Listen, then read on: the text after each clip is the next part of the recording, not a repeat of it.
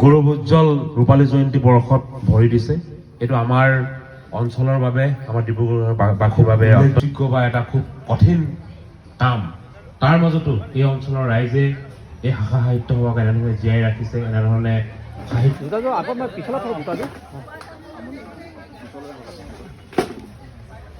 আপোনালোকক যিমতে আনি আৰু যি ধৰণৰ শুশ্ৰূষা কৰিব লাগিছিল কৰিব পৰা নাই, তাৰ বাবে ক্ষমতা পাঠে কৈছে ভগৱতী ভকত যে